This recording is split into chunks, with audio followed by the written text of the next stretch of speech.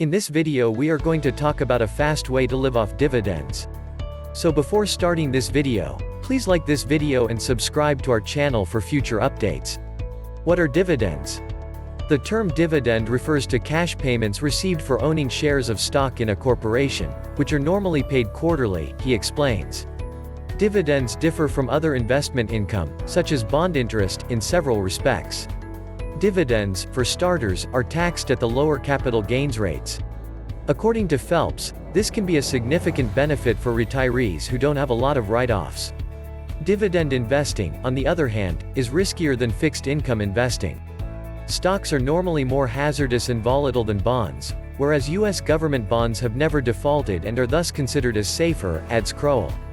Dividends, unlike interest payments, are not guaranteed. However, it is precisely this lack of certainty that makes them so powerful. Some corporations have a long history of not only paying regular dividends but also growing them year after year, Crowell notes. Your dividend portfolio may be yielding 3% today, but by the time you retire, it may be yielding 5%. One of the reasons Phelps prefers to include dividend-paying companies in his clients' retirement portfolios is the expectation of dividend increases. The most important thing to most investors is a secure retirement. Many people's assets are put into accounts that are only for that reason. Living off your money once you retire, on the other hand, might be just as difficult as investing for a decent retirement. The majority of withdrawal strategies require a combination of bond interest income and stock sales to satisfy the remaining balance. This is why the renowned 4% rule in personal finance persists. The 4% rule aims to provide a continuous inflow of income to retirees while also maintaining a sufficient account balance to continue for many years. What if there was a method to extract 4% or more out of your portfolio each year without selling shares and lowering your principal? Investing in dividend-paying equities, mutual funds, and exchange-traded funds is one strategy to boost your retirement income, ETFs. Dividend payments produce cash flow that might complement your Social Security and pension income over time.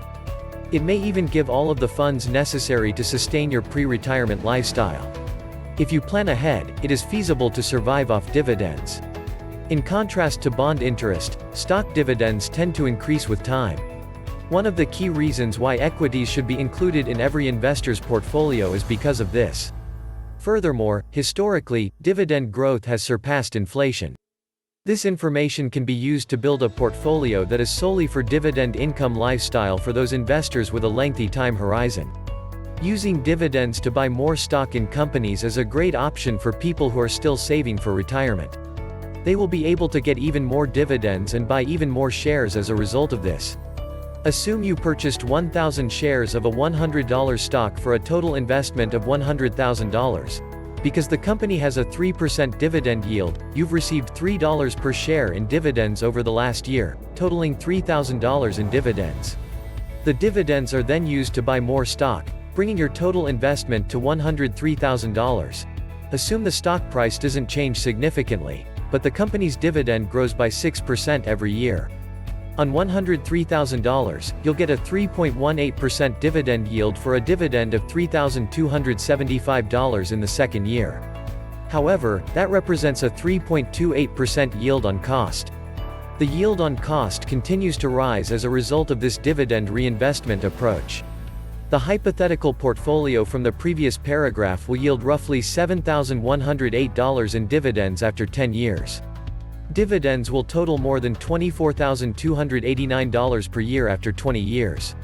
How to live off of dividend income? Investors may find it difficult to live without dividend income, says Richard Steinberg, chief market strategist at the Colony Group. They must first concentrate on their spending or burn rate and fight the temptation to acquire only highly high-yielding equities in order to match an unsustainable spending lifestyle.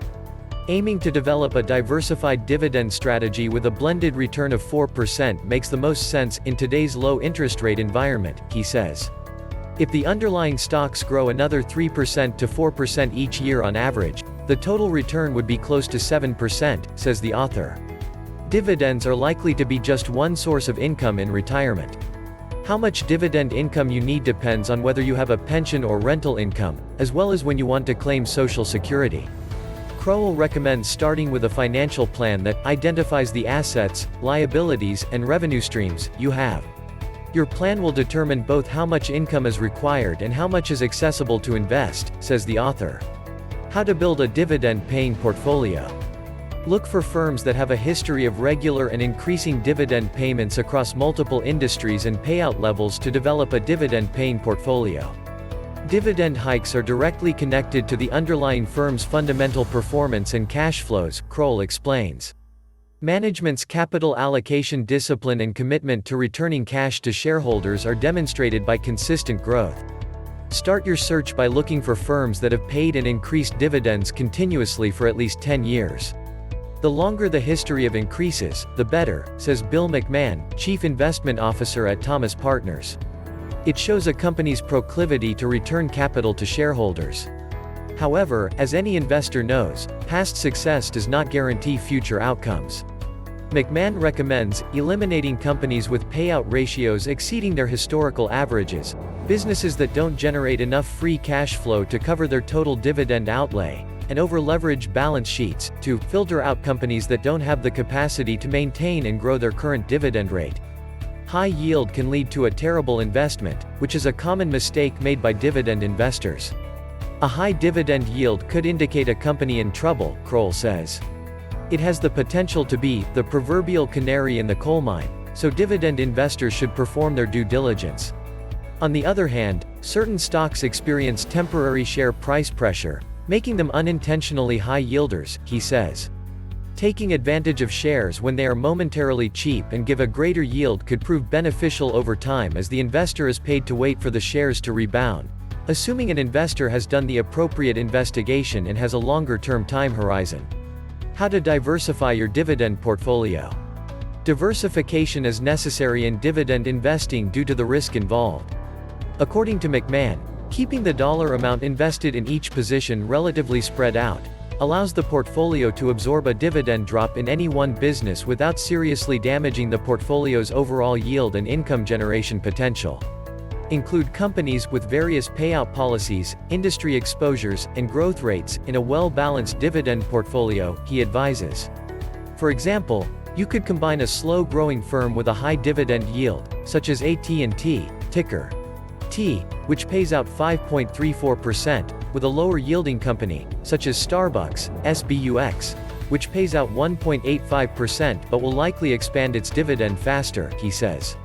The combination of the high yielder, slow grower and the fast grower, low yielder provide a solid blend of current yield, 3.6% in this simple, two-stock portfolio example, with a better-than-inflation combined expected dividend growth rate, McMahon says when they're used together in a portfolio. You should also consider the industries in which you invest because they are cyclical.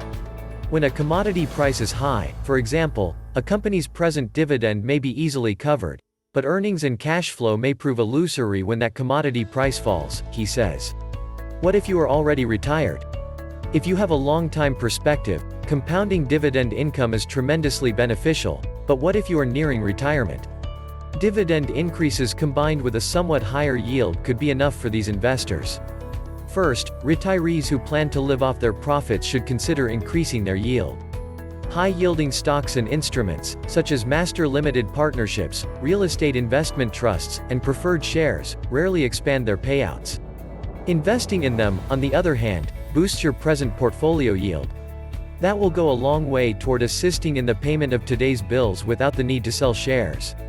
Dividends paid in a Roth IRA are not subject to income tax.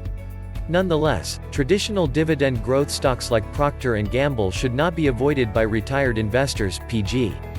These stocks will boost income in the future by increasing dividend income at or above the rate of inflation.